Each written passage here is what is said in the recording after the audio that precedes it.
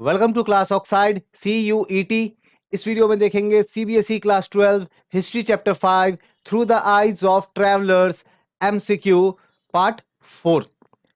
तो total all together हम लोग 140 अराउंड MCQ देखने वाले हैं इस चैप्टर से। तो ये इस पर्टिकुलर वीडियो में हम लोग 25 MCQ देखेंगे। स्टार्ट करते हैं। MCQ 76। Al Biruni depended almost exclusively on the works of. तो देखो, अल बरूनी जब इंडिया आते हैं और इंडिया में जब वो इंडियन सोसाइटी को, कल्चर को समझने का ट्राई करते हैं, तो इसके लिए वो क्या करते हैं ना कि वो पहले संस्कृत सीखते हैं। ब्राह्मण्स कुछ उनके फ्रेंड्स होते हैं, उनके थ्रू संस्कृत सीखते हैं और ब्राह्मण से फिर बहुत सारे वो बुक्स, टेक्स्ट वगैरह जो है उनको वो पढ़ते हैं। तो बेसिकली हम लोग ये बोल सकते हैं कि अल बरूनी ने इंडियन सोसाइटी को समझने के लिए जो ब्राह्मण्स की जो वर्क थी, जैसे वेद है या और भी बहुत सारी जो बुक्स वगैरह जो है, उसको यूज किया ताकि इंडिया सोसाइटी को सही तरीके से वो समझ सके। तो हो जाएगा आंसर क्या? Brahmanas, option A. Next MCQ, assertion reason. Al Biruni in his work cited passage from Manusmriti. तो अल बरूनी की जो वर्क है, अल बरूनी ने जो भी बुक्स वगैरह लिखे हैं, जो भी उनकी वर्क्स वगैरह है, जो भी राइटिंग्स है, वहां हमें मनुस्मृति जो बुक है इसमें से भी बहुत सारे पैसेजेस मिलते हैं। जैसे मैंने आपको बताया ना कि उन्होंने वेद पढ़ा, मनुस्मृति पढ़ा, उपनिषद वगैरह देखे, तो ये सब में से मनुस्मृति जो है वहां से भी काफी सारे पैसेजेस मिलते हैं अल बरूनी के वर्क में। तो बिल्कुल ये करेक्ट है। He wanted to provide an understanding of Indian society. और ऐसा क्यों है, वो क्यों मनुस्मृति का पैसेज को अपने वर्क में वो डाल रहे थे? बिकॉज वो इंडियन सोसाइटी को समझने के लिए एक प्रॉपर अंडरस्टैंडिंग देना चाहते थे, है ना। जो भी कोई अल बरूनी के बुक्स पढ़ेंगे उनको प्रॉपर अंडरस्टैंडिंग जो है इंडियन सोसाइटी की मिले, इस कारण से। तो रीजन करेक्ट है। अब बिल्कुल सही एक्सप्लेनेशन है, ऑप्शन ए हो जाएगा। Next MCQ, Al Biruni tried to explain the caste system in India by looking for parallel in other society। देखो, अल बरूनी जब इंडिया में आएंगे तो ना, तो इंडिया में आने के बाद में वो कास्ट सिस्टम जो इंडिया में जो चली आ रही थी उस टाइम, उसको वो समझेंगे। अब फिर इसको वो कंपेयर करेंगे कि वर्ल्ड में देखो कास्ट सिस्टम में क्या था, सोसाइटी को डिवाइड कर दिया गया था ना। जैसे ब्राह्मण थे, क्षत्रिय थे, है ना, वैश्य, शूद्र। तो बेसिकली हम लोग बोल सकते हैं कि जो 4 कैटेगरी में डिवाइड किया गया था। नाउ इसी तरीके की डिवीजन हमें वर्ल्ड के अलग अलग पार्ट में मिलती है। अब उनका जो लॉजिक है वो कुछ और अलग हो सकता है, लेकिन डिवीजन तो था। तो वही बोल रहे हैं कि अल बरूनी ये जो कास्ट सिस्टम है इंडिया में, इसको एक्सप्लेन करने का ट्राई कर रहे थे by looking for parallel in other society. कुछ दूसरे सोसाइटी में, दूसरे कंट्रीज में, वहां पे किस तरीके से सोसाइटी डिवाइडेड है, तो उसको कंपेयर करने का बताते थे। तो यस, बिल्कुल करेक्ट है। Now, he attempted to suggest the social division were unique to India। तो उनका कहना यह था कि सोशल डिवीजन, जो सोसाइटी जो इस तरह से डिवाइडेड है, ये यूनिक है। नहीं, यूनिक कहाँ है? इंडिया में भी है, दूसरे कंट्री का भी वो एग्जांपल बता रहे हैं, तब यूनिक कहाँ हुई? बाकी कंट्री में भी है, तो नॉट यूनिक है ना, नॉट यूनिक होगा आंसर। तो ये गलत हो गई। आपको इनकरेक्ट बताना है। इनकरेक्ट कौन सा है? Only 2। Next MCQ, Al-Biruni noted that ancient Persia, है ना, in ancient Persia dash social categories they recognised. Al-Biruni ये देखते हैं कि एंशियंट पर्शिया में टोटल सोसाइटी जो है वो कितने पार्ट में डिवाइडेड था। तो वहां आंसर हो जाएगा 4। 4 पार्ट में डिवाइडेड था, है ना, 4। नेक्स्ट MCQ, आप देखो, Al बरूनी accepted the Brahmanical description of caste system. तो यस, अल बरूनी के वर्क में ना हमें ब्राह्मण पीपल्स का बहुत ज्यादा इन्फ्लुएंस देखने को मिलता है। तो अल बरूनी ने बिल्कुल एक्सेप्ट किया जो ब्राह्मण पीपल ने जो कास्ट सिस्टम जो बताया था, जो डिस्क्रिप्शन जो दिया था, उसको बिल्कुल एक्सेप्ट किया। तो यस, ये ट्रू है। दूसरा, excuse me, excuse me. Now MCQ 80, Al बरूनी accepted the Brahmanical description of caste system. बिल्कुल ये करेक्ट है। दूसरा statement, Al Biruni disapproved of the notion of pollution in caste system. देखो, कास्ट सिस्टम में हमने क्या देखा कि जो थोड़े लो कास्ट वाले थे उनको ऐसा ये देख रहे हैं कि वो लो है, अब वो हाई वाले के कांटेक्ट में नहीं आ सकते हैं, कांटेक्ट में अगर आ जाएंगे तो हाई वाले पॉल्यूट हो जाएंगे, ऐसा कुछ सिस्टम चला आ रहा था। तो ये वाला जो चीज है ना, इस चीज को अल बरूनी टोटली डिसअप्रूव करते थे। उनका कहना था कि ऐसा कोई नोशन ऑफ पॉल्यूशन जो है कास्ट सिस्टम में, ये सही नहीं है, इसको डिसअप्रूव किया। यस, ये भी करेक्ट है। दूसरा स्टेटमेंट, लास्ट स्टेटमेंट देखो, he remark that everything which fall into the state of impurity strives and succeeds in regarding its original condition of purity. Basically उनका कहना यह था कि जो भी आप अभी आज की डेट में इम्प्योर बोल रहे हो ना, वो धीरे धीरे प्योर हो जाता है, ठीक है ना, इम्प्योर से प्योर हो जाता है, ठीक है। तो यस, बिल्कुल ऐसा उन्होंने कहा था। तो तीनों स्टेटमेंट करेक्ट है, आंसर होगा option D, all are correct. Next MCQ, the conception of social pollution intrinsic to the caste system was according to Alberoni contrary to। तो ये जो पॉल्यूशन वाला जो कॉन्सेप्ट है कास्ट सिस्टम में, जो इंडिया में जो था उस टाइम में, तो अल्बरूनी के अकॉर्डिंग ये जो है ये अगेंस्ट था, कॉन्ट्राटरी था, अगेंस्ट था किसके? Law of nature. Option A, law of nature के अगेंस्ट था, ठीक है, ऑप्शन ए हो जाएगा। Next MCQ, find correct. According to Al-Baruni, Kshatriya position in society was not much lower than Brahmana। Al-Baruni के अकॉर्डिंग सोसाइटी में जो क्षत्रिय की जो पोजीशन थी वो ब्राह्मण से बहुत नीचे नहीं थी। यस, ट्रू है ये। दूसरा statement, there was no much difference between Vaishya and Shudra, है ना। पहला हो गया ब्राह्मण, फिर हो गया क्षत्रिय, तो इनके बीच में कुछ खास डिफरेंस था नहीं, है ना। ऑल्दो वर्क अलग अलग था, बट डिफरेंस बहुत ज्यादा ऐसा नहीं था कि क्षत्रिय बहुत नीचे थे ब्राह्मण के, ऐसा नहीं था। एंड देन आते थे वैश्य शूद्र। अल बरूनी के अकॉर्डिंग वैश्य शूद्र जो है इनमें भी बहुत ज्यादा डिफरेंस था नहीं, वर्क अलग अलग था, लेकिन ऐसा नहीं था वैश्य बहुत ऊपर शूद्र बहुत नीचे, ऐसा बिल्कुल नहीं था। वो सेम टाउन सेम विलेजेस में साथ में रहते थे, ठीक है। तो ये भी करेक्ट है। तो करेक्ट कौन सा हो जाएगा? दोनों करेक्ट है, option C. Next MCQ, Al-Baruni's description of the caste system was deeply influenced by his study of normatic Sanskrit text. तो अल बरूनी इंडिया की जो कास्ट सिस्टम को समझता था, जिस तरीके से उसने इंडियन कास्ट सिस्टम को समझा, इसमें बहुत ज्यादा इन्फ्लुएंस मिलता है क्या? जो संस्कृत टेक्स्ट उन्होंने पढ़े हैं, है ना, जो संस्कृत टेक्स्ट उन्होंने पढ़े, जो ब्राह्मण पीपल का इन्फ्लुएंस उस पर था, इसका बहुत ज्यादा इन्फ्लुएंस था। तो यस, ये ट्रू है। दूसरा, Sanskrit text, normative Sanskrit text laid down the rules governing the system from the point of view of Brahmins। तो नॉर्मेटिव जो संस्कृत टेक्स्ट है इसमें क्या था? तो इसमें बेसिकली काफी सारे रूल्स रेगुलेशंस वगैरह लिखे गए थे, और ये जो भी कुछ लिखा गया था ये ब्राह्मण्स को ध्यान में रखते हुए लिखा गया था, ब्राह्मण्स के पॉइंट ऑफ व्यू को ध्यान में रखते गया था। तो यस, ये भी ट्रू है। तो इनकरेक्ट कौन सा है? कोई इनकरेक्ट नहीं है, option D, none. Next MCQ, अतः अंतजय अंत्यज means people born inside the caste system. तो ऐसे लोग, देखो हमने कास्ट सिस्टम में क्या देखा कि ब्राह्मण क्षत्रिय वैश्य शूद्र ये तो है, लेकिन बहुत सारे ऐसे लोग थे जिनको इन चार कैटेगरी में से किसी कैटेगरी में नहीं डालते थे। मतलब वो तो कास्ट सिस्टम के क्या थे? आउटसाइड, बाहर थे। वैसे लोगों के लिए ये वर्ड यूज किया जाता था, है ना, अंत या जा।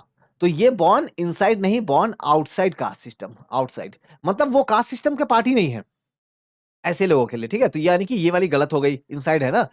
दूसरा स्टेटमेंट आप देखो, they were included with in the economic network. देखो कास्ट सिस्टम में उनको बाहर रखा गया है, लेकिन इकोनॉमिक सिस्टम, इकोनॉमिक नेटवर्क मतलब लोग कुछ खरीद रहे हैं, बेच रहे हैं, कोई सर्विस दे रहा है, तो इन सब चीजों में अगर हम लोग बात करें तो इन सब चीजों में उनको इंक्लूड किया गया था, एक्सक्लूड नहीं किया गया था। यस, ये ट्रू है। तो करेक्ट कौन सा है? ओनली टू, ओनली टू हो जाएगा, ठीक है। नाउ नेक्स्ट एमसीक्यू आप देखो, Antaja were often expected to provide inexpensive labor to peasants and जमींदार। तो ये जो अंत्याजा जो पीपल जो थे, इनसे एक्सपेक्ट किया जाता था कि बिना किसी पैसे के, इनएक्सपेंसिव, कोई पैसा वैसा नहीं मिलेगा, एंड इनको क्या करना पड़ेगा? सर्विस ऑफर करना पड़ेगा, किनको? पीजेंट्स को एंड जमींदार को। यस, दोनों ही करेक्ट है, ठीक है, ऑप्शन सी हो जाएगा यहाँ पे। नेक्स्ट एमसीक्यू आप देखो, फाइंड इनकरेक्ट, आपको इनकरेक्ट बताना है। Ibn Battuta arrived in Delhi in 13th century. ये मैंने पहले भी शायद बताया कि नहीं, वो 13th में नहीं, वो 14th में आए थे, ठीक है, 14th में आए थे, तो ये गलत हो गई। दूसरा स्टेटमेंट देखो, in his work he described about pan and coconut as it was widely used by his audience। his audience मतलब इब्न बतूता जहां से आया था, जिस कंट्री से आया था, वहां के लोगों को ऑडियंस बोला जा रहा है। तो वहां के जो ऑडियंस जो है उससे वो लोग बहुत ज्यादा पान एंड कोकोनट का यूज करते थे, इसीलिए इब्न बतूता के वर्क में हमें पान एंड कोकोनट का मेंशन मिलता है। आंसर इज, ये भी गलत है। क्यों गलत है? क्योंकि वो जहां से आया था इब्न बतूता जहां से आया था वहां के लोगों को पान एंड कोकोनट का नॉलेज नहीं था, उनके ऑडियंस को पान एंड कोकोनट का नॉलेज नहीं था। अच्छा, अगर आपको पता है तो कमेंट करके बताओ, इब्न बतूता कहां से आया था? मैंने पहले बताया है, ठीक है, कहां से आया था आप कमेंट करके बताओ, ठीक है। तो दोनों ही गलत है, इनकरेक्ट कौन सा है? Both, option C. Next MCQ देखो, Ibn Battuta found cities in the Indian subcontinent full of exciting opportunities. तो हम लोग ये देखेंगे कि इबन बतूता जो है इंडिया में जब आएंगे, जो सिटीज जो भी मिलेगी वो देखेगा कि इंडियन सिटीज में काफी सारी अपॉर्चुनिटीज जो है वो अवेलेबल है। यस, ये ट्रू है। दूसरा statement, they were sparsely populated and prosperous. ये जो सिटीज जो थी ये स्पार्सली पॉपुलेटेड है। स्पार्सली का मतलब बहुत कम पॉपुलेशन था, नहीं, डेंसली पॉपुलेटेड थी, है ना, डेंसली बहुत पॉपुलेशन था। तो ये वाली गलत हो गई। तो करेक्ट कौन सा? Only one. देखो, जो भी एमसीक्यूज मैं बता रहा हूं ये सभी एनसीईआरटी बेस्ड है ना। तो आपके क्लास 12 बोर्ड एग्जाम के लिए, हिस्ट्री बोर्ड एग्जाम के लिए तो इंपॉर्टेंट है ही, साथ ही आपके सीयूईटी एग्जाम, है ना, common university entrance test exam के लिए, वहां हिस्ट्री डोमेन के लिए भी बहुत इंपॉर्टेंट है क्योंकि टोटली एनसीईआरटी बेस्ड है। नेक्स्ट आप देखो, MCQ 88. MCQ 88. According to Ibn Battuta's account, most city had crowded street and bright and colorful market that were stacked with wide variety of goods. तो बेसिकली इबन बतूता के according ज्यादातर cities में जो है ना वो क्राउडेड स्ट्रीट थी, light वगैरह जो थे, इसके अलावा सामान से बाजार पूरे सजे हुए होते थे। यस, ये ट्रू है। दूसरा स्टेटमेंट आप देखो, he described Delhi as a vast city with a great population and the largest in India. उन्होंने डिस्क्राइब किया कि दिल्ली बहुत बड़ी सिटी थी, बहुत बड़ी पॉपुलेशन, सबसे बड़ी जो है सिटी थी इंडिया में। यस, ये भी ट्रू है। थर्ड स्टेटमेंट देखो, दौलताबाद जो कि महाराष्ट्र में है ना, महाराष्ट्र में है, was much smaller than Delhi in size. ये बहुत ही छोटी थी दिल्ली के कंपेयर में। नहीं, ये रॉन्ग है। इवन इसकी इनकी साइज भी, ये दौलताबाद सिटी जो है इसकी साइज भी लगभग दिल्ली के कंपेयर की थी। दिल्ली से बड़ा नहीं था लेकिन लगभग लगभग दिल्ली जैसा था। ठीक है, तो ये गलत हो गई। करेक्ट कौन सा? 1 और 2 ओनली। 1 और 2 कहां ऑप्शन है? ऑप्शन 1। नेक्स्ट एमसीक्यू देखो, according to Ibn Battuta's account there were dash big gates in Delhi city. तो दिल्ली सिटी में हम लोग देखेंगे टोटल कितने बड़े बड़े दरवाजे थे, गेट्स थे, है ना, इवन बतूता के अकॉर्डिंग। तो 28, है ना, 28 गेट्स थे ऐसे। नेक्स्ट एमसीक्यू देखो, according to Ibn Battuta's account in Delhi inside dash दरवाजा ग्रेन मार्केट से। तो देखो 28 गेट्स है ना, तो किसी एक गेट के अंदर में अगर आप जाओगे तो आपको ग्रेन का मार्केट मिलेगा, किसी गेट के अंदर जाओगे तो कुछ फ्लावर की मार्केट मिलेगी, कहीं किसी गेट के अंदर जाओगे तो कुछ और मिलेगा, ऐसा था। तो जो ग्रेन्स वाला जो था, कौन सी दरवाजा को क्रॉस करने पे ग्रेन्स का मार्केट मिलता, यहाँ पे ये सब गेट के नाम लिखे हैं, है ना। तो आंसर है मंदवी, है ना। तो मंदवी जो गेट जो है, मंदावी जो गेट जो है, इस गेट के अंदर में जो है क्या था? ग्रेन्स की मार्केट थी, अनाजों की मार्केट थी। ठीक है, इवन बतूता के अकॉर्डिंग। नेक्स्ट एमसीक्यू आप देखो, according to Ibn Battuta's account among 28 gate present in Delhi which was the largest, है ना, सबसे बड़ी ग्रेटेस्ट गेट कौन सी थी? तो इसका आंसर हो जाएगा ऑप्शन ए। ठीक है, बुदौन। बुदौन जो गेट जो थी ये सबसे ग्रेटेस्ट थी। ठीक है, नेक्स्ट एमसीक्यू आप देखो, find incorrect. During the visit of Ibn Battuta, the bazaar in India were not only place of economic transactions but also the hub of social and cultural activities. जब Ibn Battuta ने India को visit किया तो जो भी बाजार वो visit कर रहे थे, तो बाजार में सिर्फ इकोनॉमिक लेन देन, सामान खरीदना बेचना ये नहीं हो रहा था, इसके साथ ही वो जो बाजार जो थे ये इंपॉर्टेंट थे as a social and cultural activity के लिए भी। यस, बिल्कुल ट्रू है ये। दूसरा statement, most bazaar had mosque but generally no temple. ज्यादातर बाजार में, क्योंकि इबन बतूता जब आए थे ना इंडिया में, तो वो तो बेसिकली कौन था? 14 सेंचुरी का टाइम था, है ना, 14 सेंचुरी का टाइम था। तो आपको पता है कि उस समय जो है दिल्ली सल्तनत एंड देन फिर बाद में मुगल्स वगैरह स्टार्ट होंगे, है ना, मुगल रूल स्टार्ट होगी। तो इस टाइम में ज्यादातर बाजारों में मॉस्क तो मिलते थे, टेम्पल्स जनरली नहीं मिलते थे। नहीं, ऐसा गलत है, टेम्पल्स भी थे, मॉस्क भी थे। ठीक है, performance by dancer, musicians and singer in the temple was not allowed. तो जो टेम्पल्स वगैरह थे, इन टेम्पल्स में डांसर्स, म्यूजिशियन, सिंगर्स जो थे वो परफॉर्मेंस करते थे। ठीक है, तो नॉट अलाउड ऐसा कुछ नहीं था, बिल्कुल परफॉर्मेंस करते थे। तो ये भी गलत हो गई। इनकरेक्ट कौन सा? 2 और 3, ऑप्शन सी। नेक्स्ट एमसीक्यू आप देख लो, फाइंड करेक्ट, आपको करेक्ट बताना है। करेक्ट क्या हो जाएगा? Ibn Battuta was particularly concerned with explaining of prosperity of towns. So Ibn Battuta जो है काफी फोकस करते थे किसी भी टाउन का प्रोस्पेरिटी, कितना अमीर है, कितने बड़े बिल्डिंग्स है, इन सब चीजों को एक्सप्लेन करने में। नहीं, ऐसा नहीं था, वो पार्टिकुलरली नॉट कंसर्न थे, कंसर्न नहीं थे। ठीक है, दूसरा स्टेटमेंट आप देखो, historian have used his account to suggest that town derived a significant portion of their wealth through the appropriation of surplus from village. तो इबन बतूता के अकाउंट से पता चलता है आज के हिस्टोरियंस को कि विलेजेस में जो भी सरप्लस होता था, विलेजेस में जो भी अनाज या जो भी सरप्लस होते थे, इनके ये सब भेजे जाते थे कहाँ पे? टाउन्स में, है ना? टाउन्स को इससे बहुत ज्यादा वेल्थ मिलता था, जिससे टाउन का बहुत ही प्रॉपर डेवलपमेंट हुआ। तो शहरों की जो अमीरी थी वो गांव पे बेस्ड थी एक्चुअल में, ऐसा हिस्टोरियंस का मानना है इब्न बतूता के अकाउंट को देख करके। यस, ये ट्रू है। तो करेक्ट कौन सा? Only to. नेक्स्ट एमसीक्यू देखो। अच्छा, असर्शन रीजन आ गया अब। Ibn Battuta found Indian agriculture very productive which allowed farmers to cultivate 2 crops a year. तो इब्न बतूता के रिकॉर्ड के अकॉर्डिंग इंडिया में एग्रीकल्चर काफी प्रोडक्टिव था और इवन 2 बार क्रॉप को ग्रो किया जाता था। ठीक है, यस ये ट्रू है। रीजन क्या है? बिकॉज उन्होंने ये बताया कि फर्टाइल सॉइल था, है ना? तो ये भी करेक्ट है, बिल्कुल सही एक्सप्लेनेशन है, ऑप्शन ए। नेक्स्ट एमसीक्यू आप देखो ना। एमसीक्यू 95, एमसीक्यू 95 पे आ गए हम लोग। ऑल टुगेदर कितना? अराउंड 140 एमसीक्यू देखेंगे नाउ।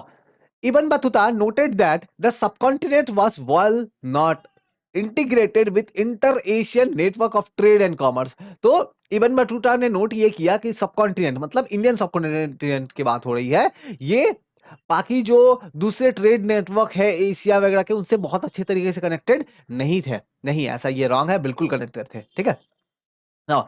जो इंडियन मैन्युफैक्चरर्स थे वो बहुत ही ज्यादा डिमांड में थे वेस्ट एशिया में, साउथ ईस्ट एशिया में, है ना? जो आर्टिशियंस एंड मर्चेंट्स जो है काफी डिमांड में थे इन सब एरिया में, इंडियन प्रोडक्ट्स की काफी डिमांड थी इन सब एरियाज में। यस ये ट्रू है। थर्ड स्टेटमेंट देखो कि Indian textile particularly cotton cloth and fine muslin silk, है ना, brocade and satin were great demand. Yes ये ट्रू है। आप यहां से थोड़ा सा ना एक काम करना, ये सब जो वर्ड है ना, स्टैटिन, ब्रोकेड, ये सब टेक्सटाइल्स वगैरह है, तो नाम याद रखना। इंडिविजुअल पूछ देंगे कि ऐसे पूछ देंगे, आप क्वेश्चन क्या पूछेंगे? Statin, what is statin, what is statin, option 4 दे देंगे, है ना? तो आपको नाम याद रखना पड़ेगा कि अच्छा ये क्या था। Next MCQ, what is muslin. मैंने इसी चीज को समझाने के लिए ये एमसीक्यू यहाँ पे रखा है ना, कि मुस्लिन क्या है। आप देखो अभी जस्ट हमने मुस्लिन के बारे में प्रीवियस क्वेश्चन में बात किया, देखो यहाँ पे लिखा है फाइन मुस्लिन, है ना, टेक्सटाइल की बात कर रहे हैं। तो यानी कि मुस्लिन जो है डेफिनेटली टेक्सटाइल से रिलेटेड कुछ है, टेक्सटाइल से रिलेटेड कुछ है। अब यहाँ इस क्वेश्चन में आप देखो तो एक बार में, textile local type of paper नहीं, कोई इंस्ट्रूमेंट मेजरमेंट का नहीं, लैंड टैक्स नहीं, एक्सपेंसिव क्लोथ।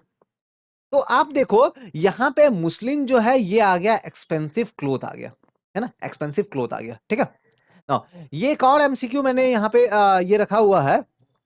ठीक है, अब कुछ इसका रखने का कुछ रीजन है। आप जब बुक पढ़ोगे ना, तो बुक के साइड में आप देखते हो, जो टेक्स्ट पढ़ते हो लेकिन उसके साइड में इमेजेस दिए रहते हैं या एक दो लाइन वगैरह कुछ कुछ लिखे रहते हैं, वहां से भी एमसीक्यू फ्रेम होता है। दैट्स व्हाई मैंने उन सब चीजों को भी इंक्लूड किया है। तो वहीं पे एक मेंशन मिलता है, एक डायग्राम पिक्चर दे दिया है, आई थिंक साड़ी का इमेज है। अब वहां पे लिख दिया हो गया है इकात, इकात वेविंग पैटर्न, इकात वेविंग पैटर्न ऐसे करके लिखा हुआ है। ठीक है, इकात वेविंग पैटर्न ऐसे करके लिखा हुआ है ना। तो वेविंग पैटर्न मतलब डेफिनेटली ये भी टेक्सटाइल, कपड़े से जुड़ा हुआ कोई चीज है। ठीक है ना? अब यहाँ पे एक बार ऑप्शन देखो, तो यहाँ पे डाइंग टेक्निक है, रिलीजियस टेक्स्ट। तो यहाँ पे देखो साफ ये पता चल रहा है कि इकात जो है वो कपड़े से जुड़ा हुआ कोई चीज है, टेक्सटाइल से जुड़ा हुआ कोई चीज है। यहाँ तो कोई टैक्स वैक्स बोल रहा है, टैक्स वैक्स तो नहीं है, बुक भी नहीं है, कोई गिफ्ट वगैरह भी नहीं है। तो क्या हो सकता है आंसर? डाइंग टेक्निक, कपड़े को रंग करने का टेक्निक। तो ये हो जाएगा आंसर। देखो मैंने यहाँ पे वेविंग पैटर्न यहाँ पे नहीं लिखा है, मैंने यहाँ पे ऑप्शन में वेविंग पैटर्न नहीं लिखा है, लेकिन आपको समझना होगा कि डाइंग टेक्निक वो कपड़े से रिलेटेड, टेक्सटाइल से रिलेटेड एक चीज है। सो दैट्स वाई यही ऑप्शन होना चाहिए। तो इसका मतलब ये वर्ड आपको बुक में नहीं मिलेगा, डाइंग टेक्निक, है ना? लेकिन एकाध एक डाइंग टेक्निक है, इंडोनेशिया में काफी प्राइमरली यूज होता है, इंडिया में भी यूज होता था 6th सेंचुरी वगैरह में।